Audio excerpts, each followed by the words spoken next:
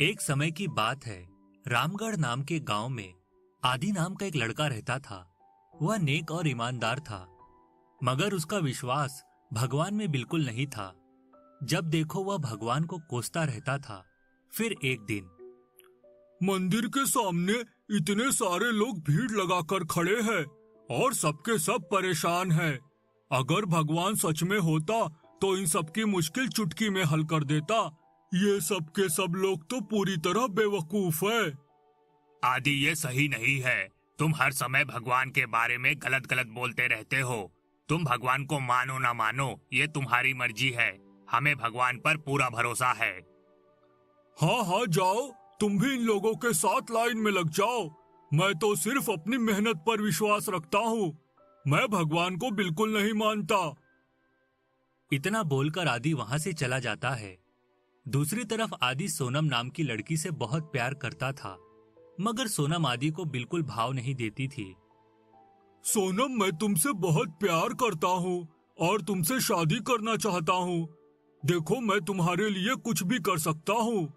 अच्छा, तो ये बात है, तुम मेरे लिए कुछ भी कर सकते हो? हाँ हाँ, कुछ भी कर सकता हूँ। तुम कहकर तो देखो। देखो, वो चांद दिख रहा है ना, जाओ उसे तोड़कर मेरे लिए ले आओ, फिर मैं तुमसे शादी कर लूंगी। अगर मना करना है तो वैसे ही कर दो। बेकार के बहाने क्यों बना रही हो? अगर मैं भगवान होता तो तुम्हारे लिए चांद तोड़कर ले आता। इतना कहकर आदि वहां से चला जाता है। चलते चलते रास्ते में वहां उसे एक मंदिर दिखाई देता है। रात होने की वजह से पूरा मंदिर खाली पड़ा था। पूरा मंदिर खाली पड़ा है और आसपास भी कोई नहीं दिखाई दे रहा। क्यों ना मैं भगवान के पास जाकर अपने लिए कुछ मांगू। इसी बहाने मुझे पता चल जाएगा कि भगवान सच में होता है कि नहीं। जैसे ही आदि मंदिर के अंदर जाने लगता है कि तभी उसे एक आदमी रोक लेता है। कहाँ जा रहे हो आदि बेटा? अरे, तुम कौन हो और अभी अभी यहाँ अचानक कैसे आ गए? और तुम मेरा नाम कैसे जानते हो? एक साथ इतने सारे सवाल, चलो मैं उत्तर देता हूँ। मैं भगवान हूँ, जिससे मिलने तुम मंदिर जा रहे थे। मैं तुम्हारा नाम ही नहीं बल्कि तुम्हारे बारे में सब कुछ जानता हूँ कि तुम भगवान पर विश्वास नहीं करते, और हाँ, तुम सोनम नाम की लड़की से प्रेम करते हो। मैं ये भी जानता हूँ। अरे जाओ जाओ, ये बात तो कोई भी जान सकता है। मैं कैसे मान लूं कि तुम ही भगवान हो? तुमने तो कपड़े भी हमारी तरह पहन रखे हैं। तो क्या हुआ, भगवान तुम जैसे कपड़े नहीं पहन सकते क्या? अच्छा, तुम ही बताओ, तुम कैसे मानोगे कि मैं भगवान हूँ? कहो, मैं क्या करके दिखाऊं? तो ठीक है, अगर तुम भगवान हो तो बिना चले यहाँ से वहाँ जाकर दिखाओ। अगले ही पल भगवान हवा में उड़ते हुए आदि की एक तरफ से दूसरी तरफ आ जाते हैं। हा हा हा हा हा हा हा हा। अब तो तुम्हें यकीन हो गया ना कि मैं ही भगवान हूँ। हाँ हाँ, ठीक है। अगर तुम भगवान हो तो सब लोगों की परेशानियां दूर क्यों नहीं कर देते?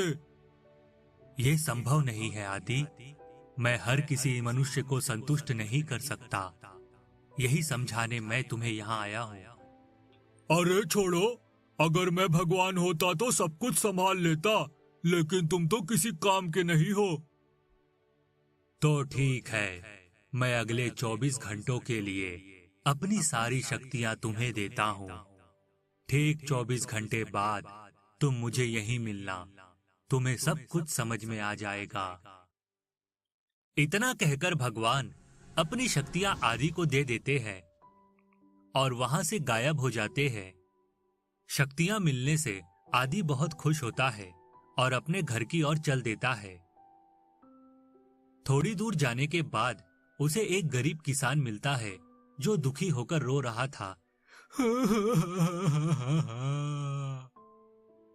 अरे क्या हुआ भाई, तुम क्यों रो रहे हो? क्या बताऊं भाई, इतनी मेहनत करके खेती करी और बारिश ना होने की वजह से मेरी सारी फसल खराब हो रही है। पता नहीं ये बारिश कब होगी। आहा हा हा। किसान की बुरी हालत देख आदि को उस पर बहुत दया आती है। बस इतनी सी बात, मैं अभी बारिश करवा देता हूँ। ए सुनो बादलों, मैं तुम्हें हुक्म देता हूँ, यहाँ जल्दी से जोरों की बारिश शुरू कर दो ताकि इस किसान की फसल को नुकसान ना हो। फिर देखते ही देखते वहाँ जोरों की बारिश होने लगती है। यह देख किसान बहुत खुश होता है और आदि का शुक्रिया अदा करता है। किसान की मदद करके आदि को बहुत खुशी मिलती है। उसके बाद वह अपने घर की ओर चल देता है। इसे कहते हैं मदद करना। मैंने कितनी आसानी से किसान की मदद कर दी। ऐसे ही मैं सबकी परेशानियां दूर कर दूंगा। हा हा हा हा हा हा। थोड़ा आगे चलते ही आदि को एक कुम्हार दिखाई देता है। कुम्हार भी किसान की तरह दुखी होकर रो रहा था। अरे भाई, अब तुम क्यों रो रहे हो? आखिर बात क्या है?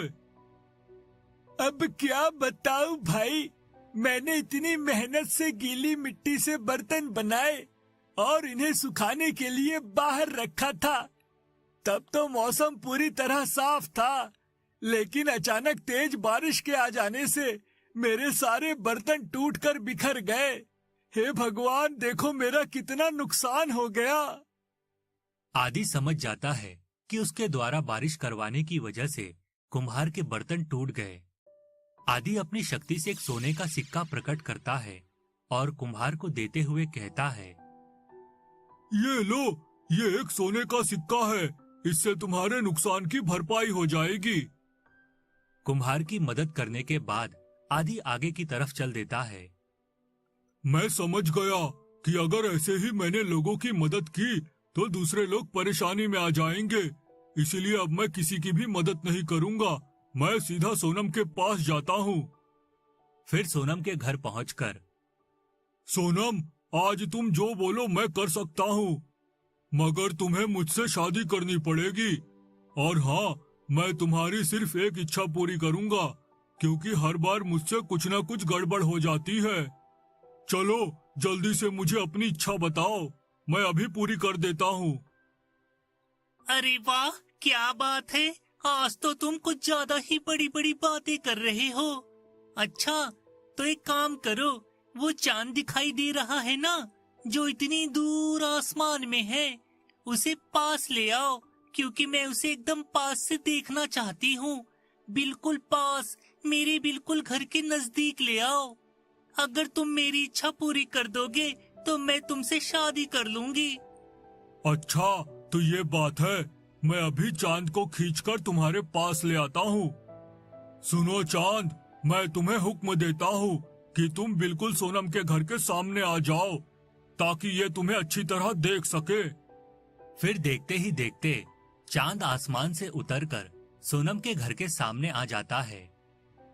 चांद को अपने सामने देख सोनम खुश होकर उछल पड़ती है और फौरन आदि से शादी करने के लिए तैयार हो जाती है। आदि खुश होकर शादी की तैयारियां करने वहां से चला जाता है। फिर अगले दिन आदि अखबार में पढ़ता है कि चांद के अचानक धरती के पास आ जाने से समुद्र में सुनामी आ गई और इस सुनामी की वजह से कई लोगों की जान चली गई है। यह सब पढ़ आदि को बहुत दुख होता है। उसके कारण हजारों लोगों की जान चली गई। इस बात से आदि अफसोस करने लगता है। उसके बाद आदि सोनम से मिलने उसके घर पहुंच जाता है। ये मैंने क्या कर दिया? अपने प्यार के चक्कर में इतने सारे लोगों की जान ले ली। मुझे तुमसे शादी नहीं करनी सोनम, क्योंकि तुम्हें सच्चे प्यार की कोई कद्र नहीं है। अरे अचानक क्या हुआ आदि, तुम इस तरह की बातें क्यों कर रहे हो? लेकिन आदि सोनम की बात को अनसुनी कर वहां से चला जाता है और थोड़ी ही देर में मंदिर के भगवान से मिलने पहुंच जाता है। मुझे माफ कर दो भगवान, मुझसे बहुत बड़ी गलती हो गई। हा हा हा हा, कोई बात नहीं आदि, मैं अभी सब कुछ ठीक कर देता हूँ। मुझ पर विश्वास रखो, क्योंकि मुझ पर विश्वास रखने वालों का मैं कभी साथ नहीं छोड़ता। उसके बाद भगवान सब कुछ पहले की तरह ठीक कर देते हैं।